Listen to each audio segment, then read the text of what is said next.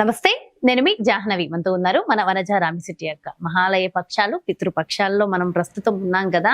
అయితే చాలా మందికి ఇంకా దీనికి సంబంధించి ఏం చేయాలో, విధి విధానాలు ఏమిటో తెలియదు. తెలిసినా ఇంకొన్ని సందేహాలు ఉంటాయి కదా. ఆ అన్ని సందేహాలని ఒకసారి వనజక్క మాటలు అడిగి తెలుసుకుందామా? నమస్తే వనజక్క. నమస్తే మజాని. అయితే వనజక్క, మహాలయ పక్షాలు ఆల్రెడీ 4-5 రోజులు అయిపోయింది. అయినా సరే ఒక్క రోజు చేసినా దీనికి సరిపోతుంది అంటారు కదా. అసలు తెలిసో తెలియకో, తెలిసిన వాళ్ళు చేసుకుంటూ వెళ్ళిపోతున్నారు. ఒకవేళ తెలియని వాళ్ళు ఒక్క రోజు అయినా సరే, లేదంటే చేసే విధి విధానాల్లో కొన్ని చేస్తూ ఉంటారు. అవి అలా చేయొచ్చా చేయకూడదు అన్న విషయంలో ముఖ్యంగా పితృదేవతలు, మా నాన్నగారికి అదే సంథింగ్ ఎవరైనా నాన్నగారు గతించిన, తాతలు గతించిన, మా తాతకి చొట్టు ఇష్టమని, మంది ఇష్టమని, మద్యం ఇష్టమని, మాంసం ఇష్టమని ఇలా పెట్టేస్తూ ఉంటారు కొన్ని. నిజంగా అలాంటివి పెట్టవచ్చు అంటారా? అసలు మహాలయ పక్షాలు, పితృపక్షాల్లో ఖచ్చితంగా చేయవలసినవి ఏమిటి? ఇవి దేనికోసం వచ్చాయి? మన దోషాలు నిజంగా తొలగించుకోవడం కోసమేనా? అయితే ఈ పితృపక్షాలలో మన పితృదేవతలందరూ మన భూమి మీద ఉంటారు కదా. ఈ 15 రోజులు వాళ్ళ కోసం మనం చేసే ఏ ఒక్క మంచి కార్యక్రమం కూడా వాళ్ళని పుణ్యలోకాలకి తీసుకెళ్ళడానికి హెల్ప్ అవుతుంది అన్నమాట.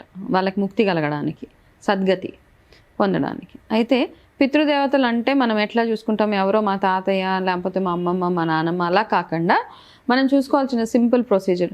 నేను నేర్చుకున్నది మాత్రమే చెప్తున్నాను ఇక్కడ. అదే, ఎందుకంటే మీరు ఆల్రెడీ దానికి సంబంధించి కోర్స్ చేస్తున్నారు, మీకు ఫుల్ నాలెడ్జ్ ఉంది. నాకు తెలిసింది మాత్రమే చెప్తున్నాను. ఓకే.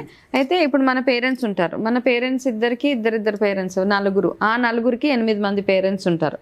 ఆ 8 మందికి మళ్ళీ 16 మంది, అట్లా అమ్మమ్మ, తాతయ్య, ముత్తాతలు, తాతయ్యలు, అట్లా అంతా 7 తరాల వరకు వెళ్తే దగ్గర 100 దాటేస్తారు వాళ్ళందరూ కదా. ఒక్కొక్కరికి ఇద్దరు డబల్ చేసుకుంటూ వెళ్తే 7 తరాలకి ఎంతమంది, వాళ్ళందరూ పితృదేవతలు వాళ్ళు మనకి. అండ్ మనం అందరం ఏంటి అంటే వాళ్ళ వంశము, వాళ్ళ అంశ మనం కదా ఇక్కడ మనం ఉన్నది. అయితే వాళ్ళకి ఎప్పుడైతే వాళ్ళ బ్లెస్సింగ్స్ మనకు ఉంటాయి అంటే, వాళ్ళు ఉన్నప్పుడు వాళ్ళని ఎలా పడితే అలా చూసేసి, వాళ్ళు చనిపోయాక వాళ్ళ పేరు మీద మంచి కార్యక్రమాలు చేసినంత మాత్రాన ఏదో పుణ్యం అవుతుందా అంటే దానికి మాత్రం ఆన్సర్ లేదు ఇక్కడ. మనకే తెలుసు మన లైఫ్లో అయ్యే ఇన్సిడెంట్స్ అన్నిటితో మనకు తెలిసిపోతుంది మనకు పితృదోషాలు ఉన్నాయా లేవా. మనం చేసే ప్రతి ఒక్క పనిలో ఆటంకము, మన పిల్లలు సరిగ్గా ఉండరు, వాళ్ళు చెడుదోవ పట్టేస్తూ ఉంటారు, అర్లీ ఇంట్లో ఏవేవో రకరకాల యాక్సిడెంట్స్ అవి అవుతూ ఉంటాయి, వచ్చిన డబ్బు వచ్చినట్టే ఖర్చు అయిపోతూ ఉంటుంది, ఇంట్లో ప్రతి ఒక్కరు రోగాలు రొస్టులతో ఉంటారు. సో ఇవన్నీ ఇండికేషన్స్ ఆఫ్ పితృదోషాలు. అయితే సరే, వాళ్ళు ఉన్నప్పుడు సరిగ్గా చూసుకోకుండా వాళ్ళు పోయిన తర్వాత వాళ్ళ పేరు మీద ఎన్ని దాన ధర్మాలు చేసినా వేస్ట్. కాబట్టి ఎవరైనా ఈ ఓల్డ్ పేరెంట్స్ ఉంటే వాళ్ళని మనకు చేతనైనంత వరకు, అఫ్కోర్స్ వాళ్ళకుండే చాదస్తాలతోటి మనల్ని ఇరిటేట్ చేస్తూ ఉంటారు, నో డౌట్ ఇన్ ఇట్. వయసు వచ్చేసిన తర్వాత పేరెంట్స్ అందరూ ఏదో ఒక టైంలో కాస్త వాళ్ళ చాదస్తం వల్ల, వాళ్ళకి చేతగానితనం వల్ల ప్రతి ఒక్క పేరెంట్ని ఇరిటేట్ చేస్తూ ఉంటారు. కాకపోతే దానికోసమని వాళ్ళని డిజోన్ చేసేయకుండా మనం ఇప్పుడు ఉండాలి.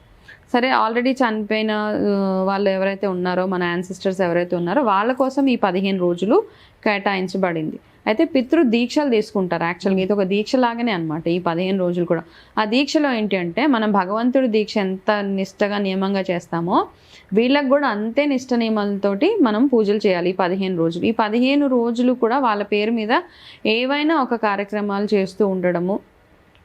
గడ్డం చేసుకోకూడదు, గడ్డం చేసుకోకూడదు, ఈ కొత్త బట్టలు తెచ్చుకోవడానికి లేదు, సెలబ్రేషన్స్ చేసుకోవడానికి లేదు, కొత్త ఏదైనా వెంచర్ స్టార్ట్ చేయడానికి లేదు, పుణ్యక్షేత్రాలు అంటే మామూలుగా ఈ తర్పణాలకి వాటికి వెళ్ళొచ్చు కానీ లాంగ్ ట్రావెల్స్ అవన్నీ చేయకూడదు ఈ 15 రోజులు. ఇది నాన్ వెజ్ తినరు. ఓకే, ఇవన్నీ అనమాట. నిష్టగా చేయాలి అనుకున్న వాళ్ళు మాత్రం, ఒక దీక్షలాగా చేయాలనుకున్న మాత్రం ఈ 15 రోజులు, అదే అమావాస్య, మహాలయ పక్షాలు అమావాస్య వచ్చే వరకు ఇవన్నీ చేయవచ్చు. ఓకే, ఏం కుదరట్లేదు, ఆఫీసెస్ రకరకాల వాటి వల్ల అయితే ఇంపార్టెంట్ డేస్ ఈ మహాలయ పక్షాల్లో ఏంటంటే, ఒకటి గురువారము, శనివారము, ఆదివారము, అమావాస్య. ఈ 4 డేస్ ఇంపార్టెంట్ మనకి. గురువారము, శనివారము, శనివారము, ఆదివారము, అమావాస్య.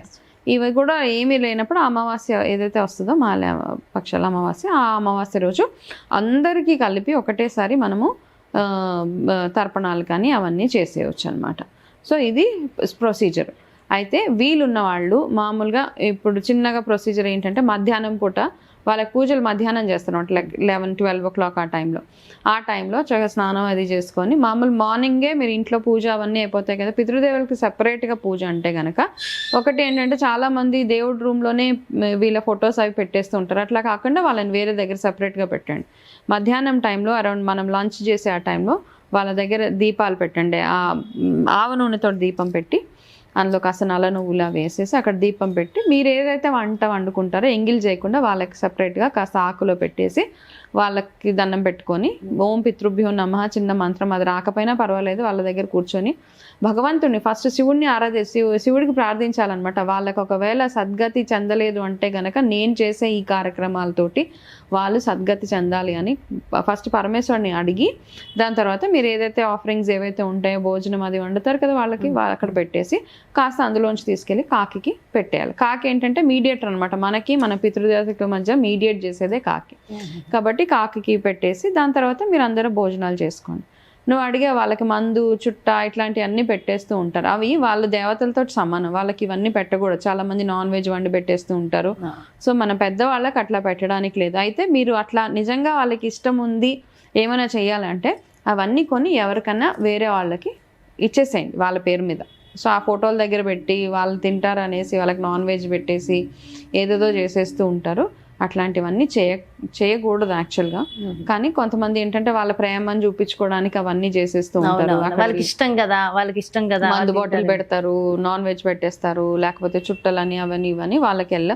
సో నార్మల్ డేస్ లో ఎప్పుడైనా పెట్టండి. కాకపోతే ఈ మహాలయ పక్షాలు ఏవైతే ఉన్నాయో చాలా నిష్టగా నియమంగా చేయాలి. కాబట్టి అయితే నేను లాస్ట్ ఇయర్ కొన్ని స్టేటస్ చూసాను అక్క, సేమ్ ఇలానే మా ఫాదర్ గతించారు, నేను ఇవి పెట్టాను అని ఫోటోలు తీసి వాళ్ళ ఫాదర్ పెట్టినవి కూడా స్టేటస్ చాలా చూసాను, చాలా మంది చేశారు అలా. సో అందుకే నేను ఫస్ట్ క్వశ్చన్ అదే. ఇదంతా ఏంటంటే ఎంత షో చేసే పూజలు అవి కాదు, ఇవన్నీ నార్మల్ గా సైలెంట్ గా దాన ధర్మాలు పూజలు ఇవన్నీ సైలెంట్ గా చేసేసుకోండి చక్కగా. అండ్ ఇప్పుడు వాళ్ళ పేరు మీద ఎక్కడో అనాచరణాలయాల్లో వాటిలో వీటిలో ఇచ్చేస్తామంటే అన్ని ఫుల్ గా ఉన్నాయి. అందరూ ఏంటంటే ఈ మధ్య కాలంలో ఏంటంటే ఎక్కువ డొనేషన్స్ ఇచ్చేసి ఫోటోలు తీసి స్టేటస్లు పెట్టేసి మేము ఇక్కడ డొనేషన్ చేసాం. సో గుప్త దానాలు ఉండాలి ఎప్పుడైనా. మనం చేసే దానాలకి ఏదైనా ఫలితం దక్కాలంటే చేసిన దానం ఎవరికి చెప్పకూడదు. ఇంకే మధ్య చెప్పుకుంటే పోతుంది, మీరు చేసిన దానికి ఏం ఫలితం ఉండదు. కాబట్టి సైలెంట్ గా చేసేసి నిజంగా ఎవరికి అవసరమో వాళ్ళకి పెట్టండి. అది ఎవరైనా అవ్వచ్చు. మీ చుట్టాలలోనే ఎవరైనా చాలా పేదరికం అనుభవిస్తున్నారు అంటే వాళ్ళకి వెళ్ళి వాళ్ళకి నెలకు సరిపడా సామాను కానీ ఏదైనా ఒకటి వాళ్ళు మీ పెద్దల పేరు మీద తీసుకెళ్ళి ఇవ్వండి. కానీ ఆల్రెడీ ఉన్న వాళ్ళకి తీసుకెళ్ళి పెట్టేస్తే మనకి దానివల్ల ఏం ఫలితం దక్కదు.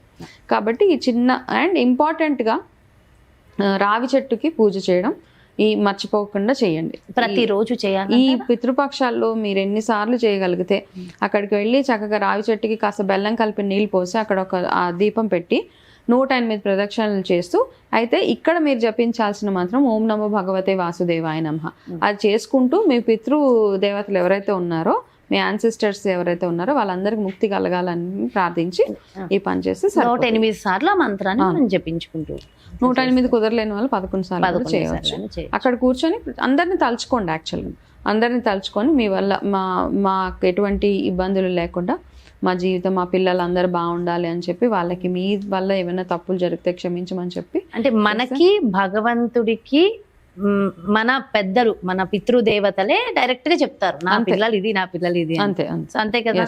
అంటే ఇప్పుడు బాస్ ఉంటారు, బాస్ కి కింద ఎంప్లాయీస్ కి మీడియేటర్స్ ఉంటాం కదా, అట్లా అంతే. సో అంతే. సో అండ్ ఎక్కువ ఇంపార్టెంట్ మన పెద్దల ఆశీర్వాదం ఎప్పుడైతే మనకు ఉంటుందో మనకి ఎటువంటి ఆటంకాలు లేకుండా మనం ముందుకు వెళ్ళిపోతాం.